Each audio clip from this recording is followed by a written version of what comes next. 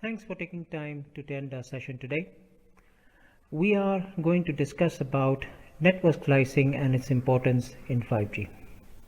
My name is Vipin Pandey and I am the marketing manager responsible for Anvitsu's mobile protocol test products, and I am based in the UK. So we begin with the requirements for 5G. Many people may have already seen this picture, this diagram, which shows the different requirements for 5G technology. As you can see, it has three main performance targets, and these are orthogonal, represented by the three corners of the triangle. The first one is enhanced mobile broadband, which targets extremely high peak data rates, typically in the order of tens of gigabits per second, and the steady state per user bandwidth in the region of 100 megabits per second or higher. As an indication of performance under ideal network conditions, it would take an user just a few seconds to download a complete ultra high definition movie on 5G, which would otherwise take around 15 to 20 minutes on a fast LTE advanced network.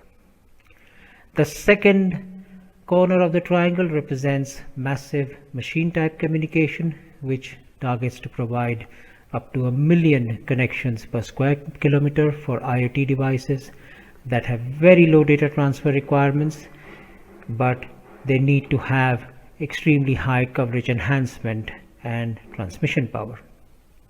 In addition to this, the third corner of the triangle represents a new area of ultra reliable and low latency communication, which has been introduced by 5G, and the target here is to support ultra reliable transmissions with an extremely low latency, in some cases less than 1 millisecond. As everybody would appreciate, majority of the real world communication targets and scenarios would actually be somewhere in between as shown in the figure. So in summary, 5G supports a number of new use cases that have diverse requirements. As a next step, we would have a look at the concept of network slicing, and then this would help us to understand why this is important to 5G. So what is network slicing? It is defined as the partitioning of physical network infrastructure into completely separate end-to-end instances referred to as network slices. Each network slice has its own characteristics and behaves as an independent network. So as an example, if we consider the 5G radio access network and 5G core network as two generic blocks, then we can, going by the principle of network slicing, cut a part of this network and dedicate it to specific applications. As in this case, we have a slice for ultra high definition video streaming, which has been optimized for high downlink bandwidth and low latency. Similarly, there could be a smart meter network slice, which would be optimized for large number of connections, low data and coverage enhancement. Also, there could be a first responders network slice, which would be optimized for ultra reliable communication, low latency, location and broadcast services. It should be noted very clearly that virtualization of network functions is a prerequisite for network slicing to be deployed. Network slices have specific characteristics which define what exactly they are capable of. Characteristics of network slices are divided into three distinct groups, or can be divided into three distinct groups. The first one being the functionality that the network slice provides, followed by the specific performance requirements that have been put on the network slice, and the third is the usage or the way the network slice is utilized. So that's about the network slice and its characteristics. Now let's see, why is network slicing considered to be important in 5G? We're looking at two specific reasons. The first one is the fundamental approach to network deployment, and this data is taken from a study conducted by Ericsson on scalable network deployments. So looking at the requirements that we saw for 5G networks from the first slide, there are potentially 3 different deployment models that can be considered. The first one is just deploy everything as one big network. The second one is use separate networks. And the third one is to deploy the functionality using network slicing. So let's take a look at the 3 approaches and what they mean. So one big network effectively would mean a single multi-service network which has shared functional layer and shared physical resources. Now, if you remember the diverse requirements on 5G, the extremely high bandwidth, the extremely large connections, and also ultra reliable low latency communication, this approach would mean that the entire network, which includes the access network and the core network, need to be fully optimized for all the high end requirements. It is very easy to see that this would be a very expensive option, because every single network element, even though they are virtualized, in this case would have to be highly optimized for all the functions. The second approach is where a single network is not utilized, but it is replaced by a number of subnetworks. In this case, each subnetwork has a dedicated functional layer, and it also has dedicated physical resources.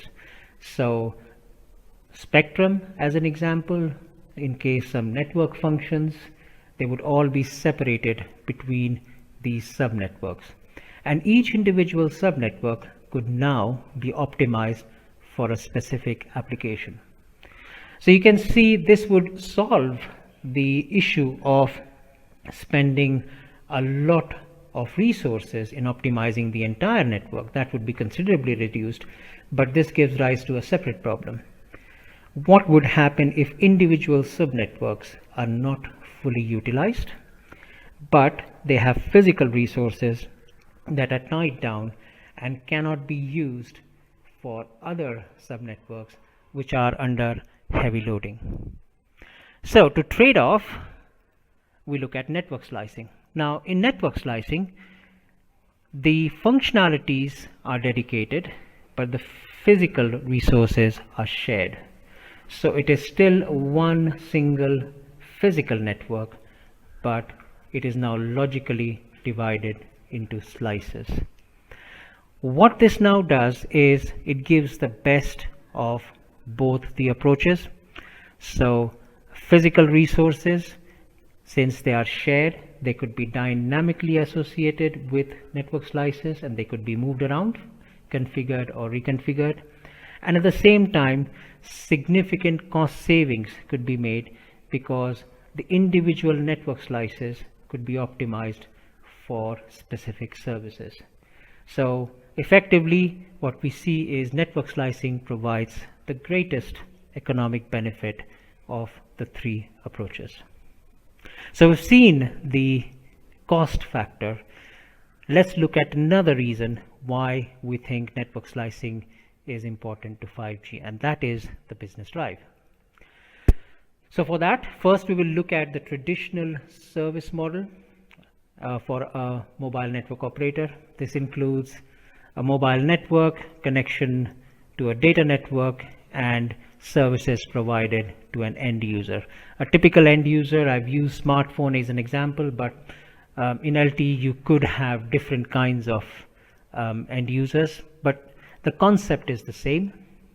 Effectively, what happens here is almost all the revenue that the network operator gets is from the subscriber, because the subscriber is the main end user of services.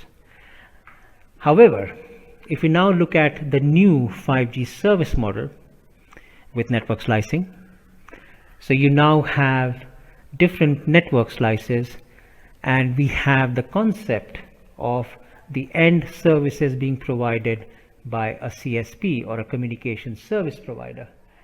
Here, the CSP now acts as an additional revenue source and represents the vertical industry providers who can then use the networks providers resources to provide services. Typical examples for CSPs could be IPTV service providers, streaming providers, AR/VR providers, etc. So you can see immediately here there is additional revenue sources being generated with the network slice based business model. So effectively, this is much better than the traditional business model or service model for network operators. Before we begin to look at the changes, let's first consider the existing 5G network architecture without network slicing. This includes a 5G radio access network, which has a 5G G-Node B and is connected to a 5G core network through multiple interfaces. Within the 5G core network, there are certain network functions that are worth mentioning because communication between these network functions are impacted due to network slices. Prominent among this is the AMF, or the access and mobility management function, the PCF, or the policy control function, the SMF, the session management function, the UDM, the unified data management function, and the UPF, or the user plane function. Another concept is the concept of communication services. Now, if you would recall the details of the new 5G service model, we talked about communication service providers that use the network slices to offer communication services. So communication service instance is an instance of a service provided by a CSP. This utilizes the network slices, which are composed of the NSSI, or the network slice subnet instances, which exist in both the 5G RAN and the 5G core.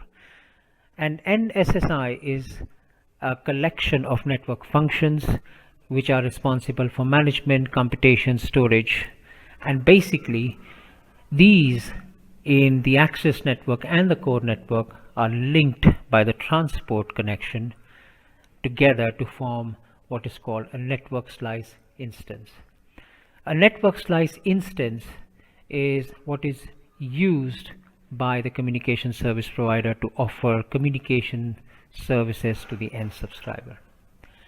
There may be multiple communication service instances and correspondingly multiple slices which would be generated by a combination of NSSIs, and in some cases there may be an overlap of the NSSIs shared between two network slices or more network slices as shown in the picture.